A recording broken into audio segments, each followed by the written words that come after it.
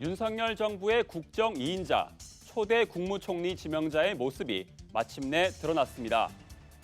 윤 당선인의 선택은 한덕수 전 총리였습니다. 이 한덕수란 인물이 상징하는 키워드, 경제와 안보, 통합입니다. 경제 관료 출신인 한 전 총리는 김대중 정부 청와대 경제수석, 노무현 정부 경제부총리와 국무총리, 이명박 정부 주미대사 등을 지냈습니다. 경제, 외교, 안보까지 포괄하는 경력을 가졌는데요. 전북 전주 출신의 김대중, 노무현 정부에서도 요직을 거쳐 상대적으로 인사청문 문턱을 넘기가 수월할 거란 점도 고려된 걸로 보입니다. 국무총리의 역할은 우리 헌법에 적혀 있습니다. 대통령을 보좌하고 행정각부를 통할한다.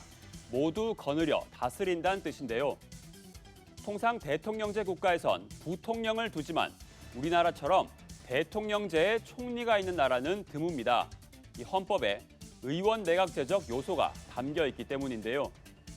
하지만 어디까지나 대통령의 명을 받아 보좌하는 직책이어서 권한의 범위는 실질적으로 대통령 재량에 달려 있습니다. 이 때문에 정권 초기마다 분권형 대통령제를 주장하며 총리, 내각에 힘을 싣겠다고 이야기하는데요. 윤석열 당선인은 청와대 권한과 인력 대폭 축소하겠다고 했죠. 앞서 권력 독점을 지적하며 내각을 강화하겠다는 의지를 밝힌 바 있습니다. 대통령실은 정책 아젠다를 발굴하고 조정, 관리하는 데에만 힘쓸 것이라는 게 윤 당선인의 구상입니다. 국가안보, 국민 민생에 집중하겠다는 계획이 담겨 있는데요. 윤 당선인 측은 대표적 사례로 국무총리 직속 신흥안보위원회를 꼽습니다. 북핵과 군사위협과 같은 전통안보는 대통령실이, 환경, 감염병, 신흥기술 등의 신흥안보는 총리실이 담당하는 방법을 제시한 건데요. 큰 틀에선 대통령이 외치, 총리가 내치에 집중하는 구상인데 이번 대선 내내 제왕적 대통령제 권한 축소가 화두였던 만큼 이 새 정부에선 총리 권한이 얼만큼 커질지에 관심이 쏠리고 있습니다. 강력한 권한을 가진 총리를 흔히 책임 총리, 실세 총리라고 부르죠. 역사상 거기에 가장 가까웠던 게 JP, 김종필 전 총리였는데요. 김대중, 김종필, 일명 DJP 연합으로 정권을 거머쥐면서 김대중 정부 초대 총리는 김종필, 당시 자유민주연합 총재로 내정돼 있었습니다. 총리를 비롯해 경제, 통일, 외교 분야 내각 추천권을 자민련에 주기로 합의한 데 따른 건데요.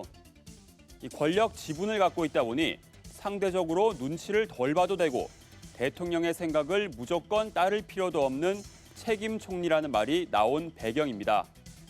하지만 이후에는 이 총리직의 태생적 한계 때문에 실질적인 책임 총리는 없었다는 게 전문가들의 분석인데요. 이번엔 어떨까요? 역대 정권 초대 총리의 면면을 살펴보면 이 정권의 방향성 그리고 신임 대통령의 인사 스타일을 엿볼 수 있습니다. 인물 자체에 국민에게 전하는 메시지가 담겨 있습니다. 김영삼 정부는 전두환 정권에서 농림수산부 장관을 지낸 황인성 전 민자당 상임고문을 초대 총리로 지명했습니다.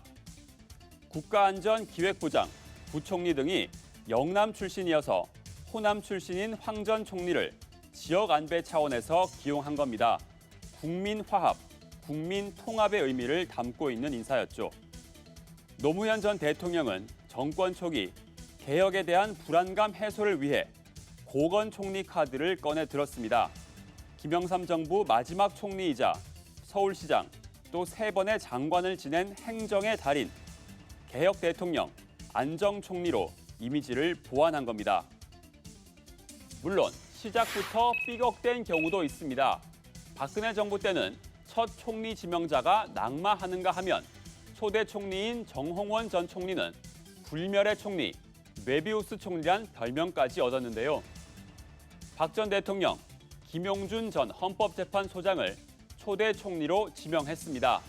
공동선대위원장을 거쳐 당선인 때는 인수위원장을 맡을 정도로 두터운 신임을 받았는데 이 두 아들의 병역 의혹, 부동산 투기 의혹 등이 휘말리면서 후보 지명 닷새 만에 자진 사퇴했습니다. 국민 여러분께 걱정을 끼쳐드리고 박근혜 대통령 당선인에게도 누를 끼쳐드려